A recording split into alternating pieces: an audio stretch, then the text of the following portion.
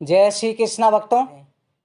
भक्तों, भगवान के भक्त संसार में अनेक हैं, परंतु कोई बिरला भक्त होता है जो परमात्मा को सच्चे भाव से प्राप्त कर लेता है। भगवान को सभी भक्त याद करते हैं, परंतु वो भाग्यशाली भक्त है जिसको स्वयं परमात्मा याद करते हैं। भक्तों, आज ऐसी कथा हम महाराज मोरध्वज की सुना रहे हैं, जो भगवान के अनन्य भक्त थे, जिनकी भक्ति की भगवान ने कैसी कठिन परीक्षा ली। आप सभी राजा मोरध्वज की इस कथा को ध्यान लगाकर के श्रवण करें। इस कथा के सुनने से भगवान श्री कृष्ण की कृपा प्राप्त होती है। भक्तों, जिस समय पर महाभारत का युद्ध हो गया, महाभारत के युद्ध के बाद अर्जुन के मन में अहंकार हो गया। अर्जुन अपने मन में विचार कर रहा है कि भगवान का मैं अनन्य भक्त हूँ, भगवान का मेरे बराबर संसार में कोई भक्त नहीं होगा, क्योंकि भगवान ने मेरी भक्ति से प्रसन्न होकर के मेरे रथी बने, मेरे घोड़ाओं की सेवा करते, घोड़ाओं को निलाते, हर समय पर मेरी रक्षा करते, हमारे लिए दूत तक बने, हमारी अश्वमेध यज्ञ में ज्योति पत्तल तक उठाई। ऐसा अनन्य भक्त संसार में केवल मैं ही हूँ। परमात्मा का और अहंकार का दोनों की शत्रुता है। भगवान किसी का भी अहंकार रहने नहीं देते। जब व्यक्ति के मन में एम आ जाता है, तभी परमात्मा से दूर हो जाता है। आज भगवान ने देखा कि अर्जुन के मन में अहंकार ने डेरा डाल लिया है। अगर अहंकार का नाश नहीं किया गया तो इसका पतन निश्चित है। भगवान श्री कृष्ण अर्जुन एक साथ बैठे थे। भगवान श्री कृष्ण ने कहा, अर्जुन आज क्या सोच रहे हो? अर्जुन ने कहा, प्रभु मैं एक बात आपसे कहना चाहता हूं। हे केशव, संसार में सबसे बड़ा भक्त मैं हूं। मुझसे बढ़कर के संसार में कोई आपका दूसरा भक्त नहीं होगा। भगवान कहने लगे, हे अर्जुन, संसार में मेरे अनन्य भक्त हैं, जो एक से बढ़कर के एक हैं। अर्जुन, तुम तो उनकी गिनती में कुछ भी नहीं आते हो। अर्जुन ने कहा, प्रभु ऐसे किसी भक्त से मुझे मिलाइए। मुझे विश्वास नहीं होता कि मुझसे भी बढ़कर के कोई भक्त है। भगवान अर्जुन को साथ लेके चल दिए और अर्जुन से कहा कि तुम शिष्य का वेश बना लो, मैं गुरु का बना लेता हूँ। कृष्ण भगवान और अर्जुन ने ब्राह्मण का वेश धारण किया। अर्जुन को लेकर के भगवान श्री कृष्ण आगे चले। उन्होंने धर्मराज को याद किया। धर्मराज प्रकट हुए। धर्मराज से कहा, तुम सिंह का, शेर का रूप धारण कर लो और हमारे साथ में चलो। कृष्ण, अर्जुन और वो धर्मराज जो माया के सिंह बने थे, वो साथ में चल दिए। राजा मोरध्वज के महलों के दरबार पर पहुंचे। महाराज मोरध्वज का नित्य नियम था कि नित्य ब्राह्मणों को दान करते, गरीबों को भोजन कराते, उसके बाद में स्वयं भोजन करते थे। भगवान कृष्ण ने जाकर के अलख निरंजन का जयकार लगाया। उस समय मोरध्वज भोजन करने के लिए जा रहे थे। ब्राह्मणों को देखा, कहा कि ब्राह्मण देवताओं, आप सही समय पर आए हैं, चलो हमारे साथ चलकर के भोजन कर लो। भगवान श्री कृष्ण कहने लगे, राजन, हम तुम्हारे यहाँ भोजन करेंगे, परंतु पहले हमें वचन दे दो, हम जो मांगेंगे सो दोगे। राजा मोरध्वज ने कहा, ब्राह्मण देवता, आप विश्वास रखें, मैं कभी ब्राह्मण अतिथियों को निराश नहीं लौटाता। फिर भी आपको मैं वचन देता हूं, आप जो मांगोगे सो दूंगा। भगवान श्री कृष्ण कहने लगे कि मोरध्वज, हम तुम्हारे साथ भोजन करेंगे, परंतु उससे पहले हमारे शेर के लिए भोजन चाहिए। हमारा शेर कई दिन का भूखा है, पहले हम इसे खिलाते हैं, उसके बाद में स्वयं भोजन करते हैं। राजा मोरध्वज ने उसी समय कहा, महाराज शेर के लिए मैं अभी भोजन की मांस की व्यवस्था कर देता हूं। भगवान श्री कृष्ण कहने लगे कि हमारा शेर वैसा नहीं है, ये जिस अतिथि के दरबार पर जाता है वहीं का मांस ग्रहण करता है। राजन, तुम अपने पुत्र का मांस इसे दो, तभी ये भोजन करेगा। राजा मोरध्वज उसी समय चंबित हो गए।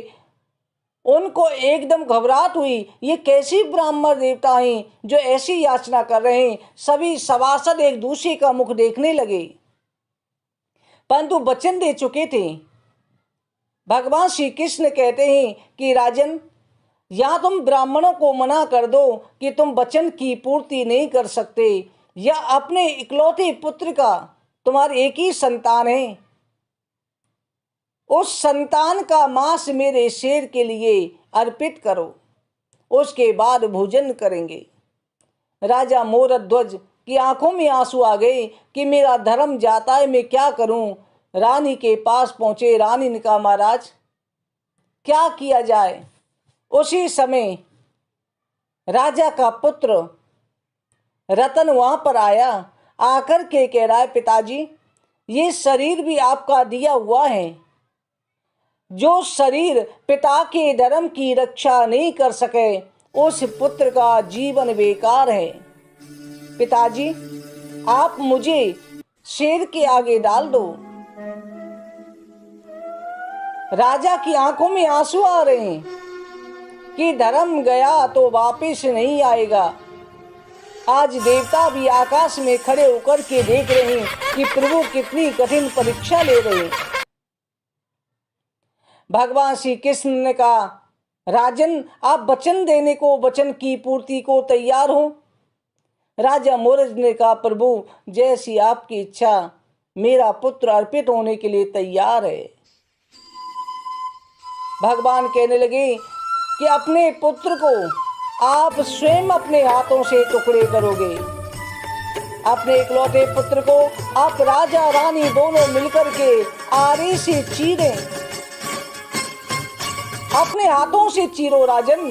और ध्यान रखना, आंखों में आंसू की एक बूंद भी नहीं आ जाए। अगर बूंद आ गई तो हमारा शेर भोजन नहीं करेगा, वापस भूखा लौट जाएगा, और शेर भूखा रहेगा तो हम भी भोजन नहीं करेंगे, तुम्हारा धर्म नष्ट हो जाएगा।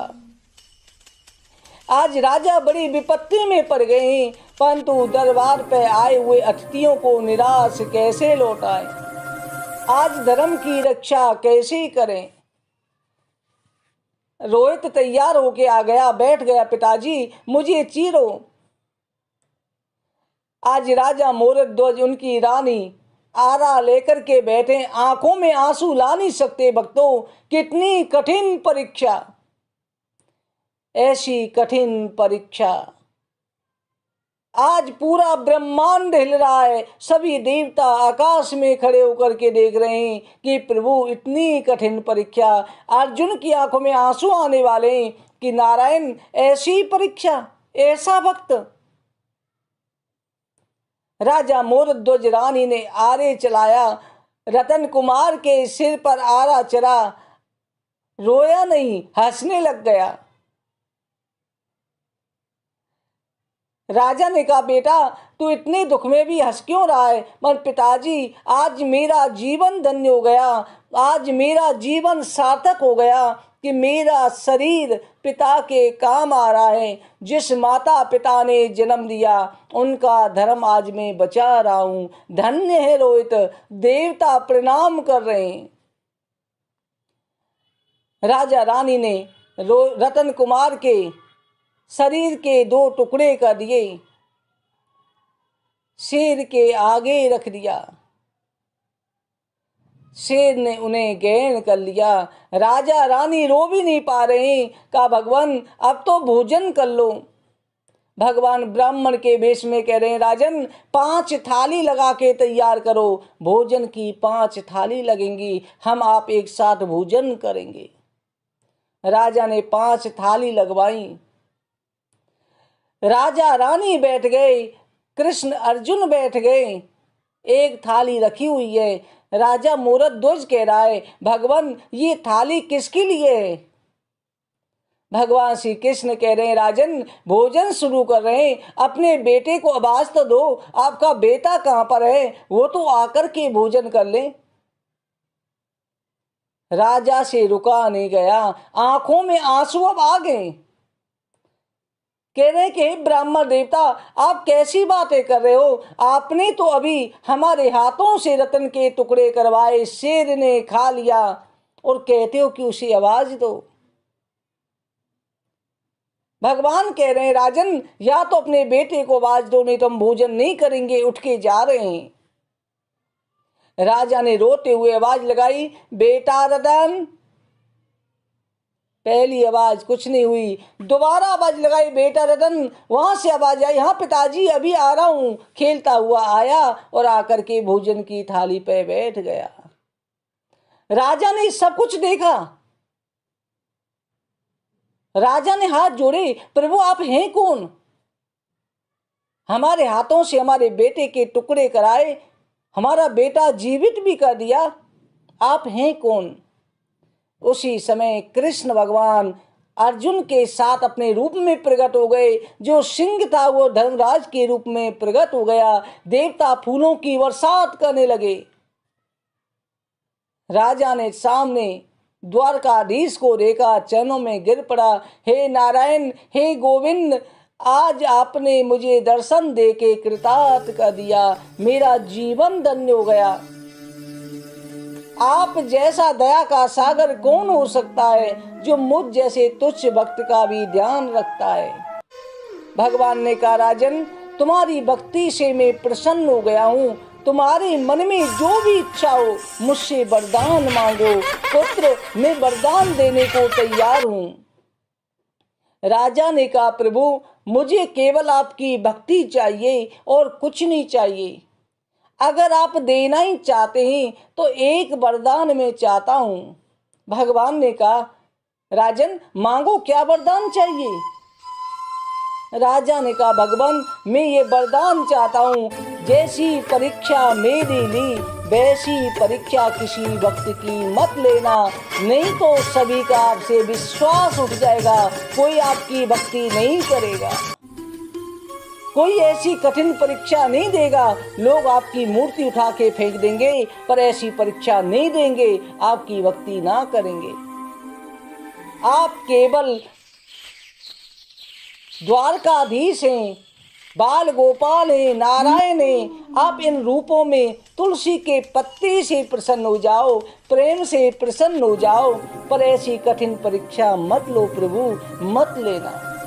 भगवान ने कहा, तथास्तु, आज से मैं भक्तों की ऐसी कठिन परीक्षा नहीं लूंगा। जहां भी भक्तों की बात चलेगी राजन, तुम्हारा नाम सर्वप्रथम लिया जाएगा।